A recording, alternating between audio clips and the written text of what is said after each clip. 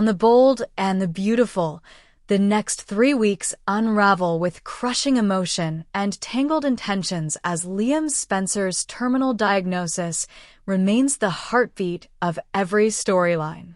Secrets unravel, truths are twisted, and those left in Liam's orbit are forced to choose between desire, duty, and devastation. No one walks away unscathed, and every choice leaves scars. When Bill Spencer reunites with his son, the moment is tender but taut. The father and son, once torn apart by choices, affairs, and business, finally face their emotional distance. For Bill, it's a chance to make things right. For Liam, it's an unspoken farewell.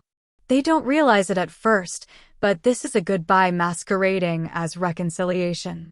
They laugh, they reflect, they forgive. But Liam keeps one thing buried: the truth about the inoperable brain tumor slowly killing him. He wants to tell Bill. He almost does. But instead, he deflects. He smiles. He lets the moment be what it is, peaceful. For now, that peace is short-lived. Steffy Forrester, harboring Liam's confidence, makes a bold move. She tells Hope Logan the truth. Liam is dying. She breaks the silence not out of malice, but out of mercy. Hope deserves to know, even if Liam couldn't say it himself. The moment hits Hope like a freight train. All the confusion, all the mixed signals, all the distance, it suddenly makes sense. And her heart fractures. From there, everything changes. In a powerful scene teased for next week, Hope and Liam sit on a bench, just the two of them. There's silence. Then there are tears. Hope clings to him not just with her hands, but with every part of her soul. She wants him back. She tells him. She pleads for them to be a family again. She's ready to forgive, ready to forget. She doesn't want to waste another minute apart. But Liam knows. He knows what she doesn't say, that she already knows the truth. That Steffy must have told her. And even if she hadn't, this version of Hope, so desperate, so sudden, so raw, feels too forced, too reactive. He doesn't accuse. He doesn't challenge. But his body goes stiff. His eyes question her. And then he does the one thing that breaks her. He rejects her. Not out of anger. Out of love. Liam pushes her away again, gently but firmly. Not because he doesn't want her, but because he wants her to survive what's coming. Because when he's gone, she'll need someone to lean on. Someone who can truly be there. Someone like Carter Walton. Liam makes it clear, Hope should be with Carter. Forgive him. Love him. Build something lasting. Liam insists this isn't about sacrifice, it's about reality. And even though Hope stays silent about what she knows, her sudden change in attitude makes Liam suspicious. He doesn't press, but he files it away. The look in her eyes says too much. Later, Liam meets privately with Finn. The request he makes is simple, but loaded. Heal the relationship between Hope and Steffy after he's gone. Liam doesn't want his daughters growing up in the shadow of their mother's conflict. He wants peace for them. Finn, compassionate and stunned, agrees. But it's a burden. And the deeper Finn gets involved, the more tangled things become. Meanwhile, Carter overhears part of the conversation between Hope and Liam. He doesn't hear everything, just enough to twist the truth. He hears Hope's voice, hears her desperation, hears her need for Liam. And from the hallway, it sounds like a woman choosing her past. Carter doesn't know Liam is dying. So to him, it's just another confirmation that Hope will never truly be his. He walks away, crushed. And as the ache turns to resentment, Daphne Rose steps in. She's been watching Carter waiting. And now, with Carter heartbroken and spiraling, Daphne makes her move. As Liam's condition worsens and Hope falls deeper into her private agony, Steffy walks into another storm. She comes home to find Luna pleading with Finn. Luna begs him not to turn away from her, not after everything they shared, not after everything they could be. But before Finn can respond, Steffi walks in. Her presence slices the moment in two. There's no shouting, just icy silence. Later, Finn and Taylor Hayes both reassure Steffi she did the right thing. Telling Hope the truth was painful, but necessary. Luna doesn't belong in this world, not if she's still chasing what isn't hers. Despite the chaos, Steffi and Hope begin to find common ground. It's awkward. It's fragile. But it's real. They share a secret now. A burden.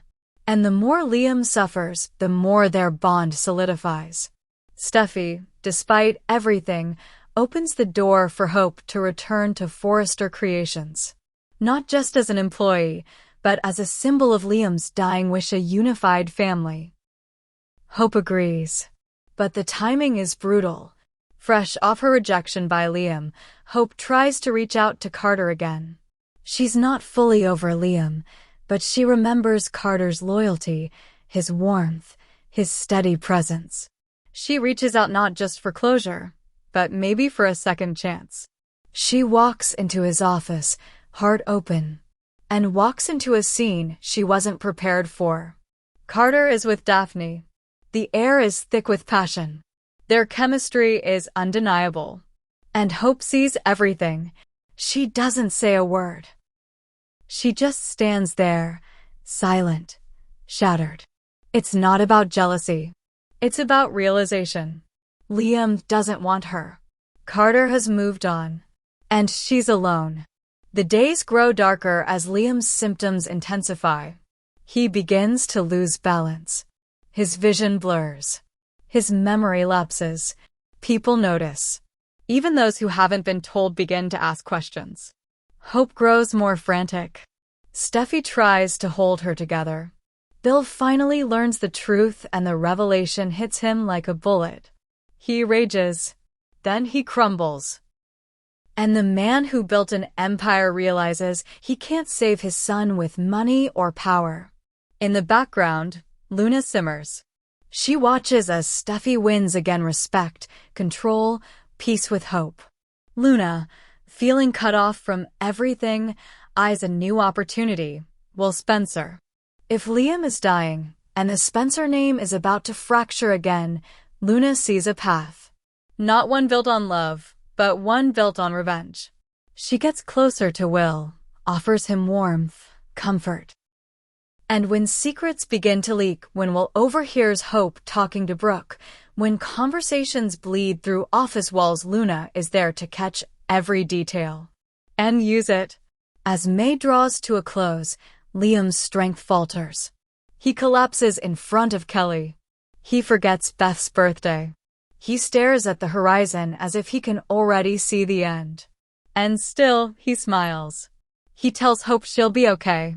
He asks Carter, in a quiet, broken moment, to look after her. He tells Bill to protect the girls.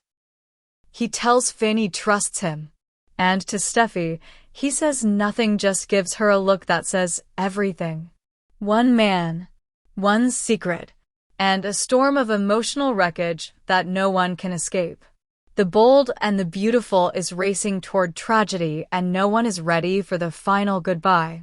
As the bold and the beautiful continues its emotionally charged spring arc, the weight of Liam Spencer's secret becomes unbearable.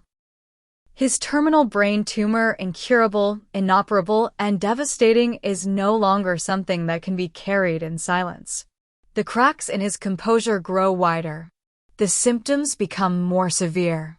And slowly, piece by piece, the people around him begin to discover the truth. One of the most significant figures to be pulled into this vortex of heartbreak is Dr. Taylor Hayes, who finds herself in the middle of a web of concealed pain, tough love, and the haunting reality of watching a young man face death far too soon. It begins with a moment. Not a confession, not a breakdown, but a simple, jarring glimpse into Liam's declining health. During a seemingly normal conversation, Liam suffers a bout of dizziness. It hits suddenly. His balance falters, his face goes pale, and his words slur just enough to raise concern. And Taylor, ever the perceptive psychiatrist and mother, notices. She watches closely as Liam brushes it off, insisting it's nothing, maybe stress, maybe dehydration. But Taylor has seen this before. The signs. The subtle panic behind the eyes. She knows something is wrong. Deeply wrong. In the aftermath, Liam debates telling her the truth. He never intended for Taylor to find out. But now that she suspects something, and more importantly, because of her bond with Steffi, he reconsiders. Steffi had already broken the promise of silence by telling Hope Logan about his condition, and Liam doesn't want Steffi to carry the additional burden of lying to her own mother. He respects Taylor. He trusts her. And in his quiet, emotionally drained voice, he finally admits it. He's dying. The words hit like a freight train. Taylor is stunned, her professional instincts momentarily failing to buffer her maternal reaction. It's too much to process. A young man she's watched grow, become a father, suffer loss and love, now facing the end. She asks questions. She listens. And she begins to connect dots. But it doesn't stop there. Because as Liam continues, Taylor realizes there's another secret hidden inside the first, Steffi told Hope.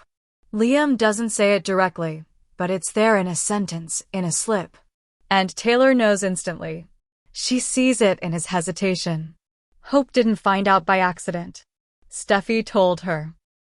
And suddenly, Taylor is forced to face two crushing truths. Her daughter betrayed Liam's trust, and she did it for the right reasons. When the conversation ends, Taylor is shaken, but her resolve kicks in. She becomes more than just a mother. She becomes an anchor, a protector, a silent strategist in a war against time. And she turns to Dr. John Finn Finnegan, her son-in-law, for support. Finn is already aware of Liam's condition and has been doing what he can to manage the fallout. But Taylor's entrance into the circle of knowledge changes everything. Together, Taylor and Finn agree, Steffi made the right decision in telling Hope. It broke Liam's confidence, but it gave Hope a chance to make peace, to prepare, to love him before the end. Taylor assures Finn that Steffi is stronger than she knows, but that she'll need both of them more than ever now. Because Steffi is unraveling. Slowly, quietly, and with all the intensity of a woman pretending to be fine while the father of her child fades before her eyes. At the Cliff House, Steffi lets her guard down in a way she rarely does. For so long, she's been the fortress, the resilient one, the sharp one, the woman who pushes forward no matter what. But now, in the safety of her mother's arms, she breaks. She speaks about the pain of watching Liam with the kids, knowing every moment might be the last. She talks about how Kelly senses something, how the little girl clings to her father more tightly than before. And she confesses the guilt of choosing to tell Hope, even when Liam begged her not to. Taylor doesn't judge.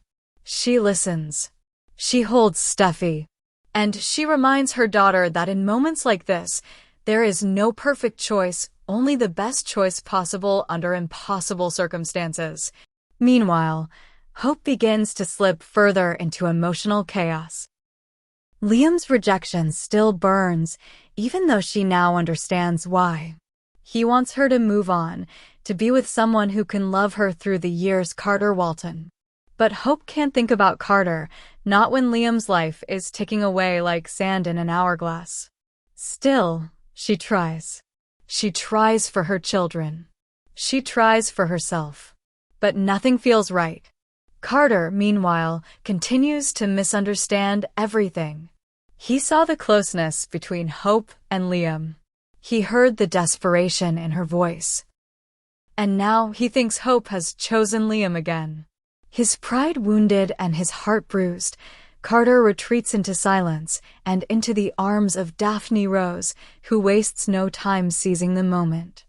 Hope considers reaching out, considers trying again. But when she sees Carter and Daphne, it becomes painfully clear that her window has closed. Back at the hospital, Finn and Taylor deepen their alliance. Taylor takes on a dual-role mother and therapist. She advises Finn not just medically but emotionally, guiding him on how to navigate Steffi's fear, how to help the children when the time comes, how to prepare for grief without falling apart himself.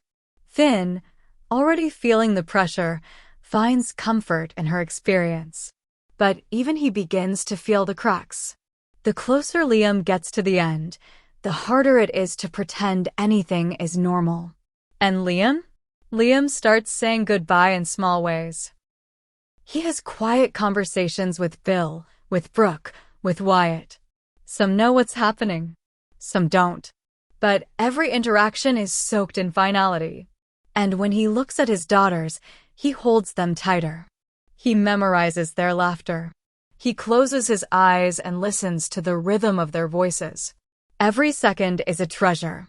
By the final week of May, Taylor becomes the emotional spine of the family. She's the one Steffi leans on. She's the one Finn turns to.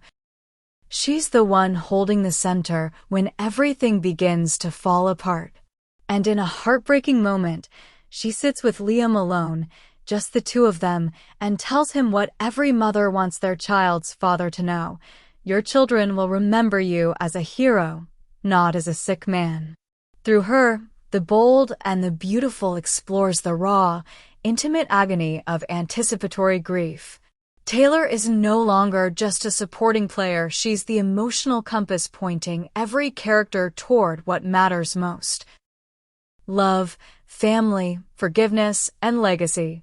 And as May ends and June begins to cast its shadow, Liam's days are numbered. The stage is set for his final chapter. The people who love him brace for the goodbye they can't stop. And the mother who now knows everything silently prepares to guide them all through it. Would you like me to continue the story into June, focusing on Liam's farewell and the long-term consequences for the families left behind?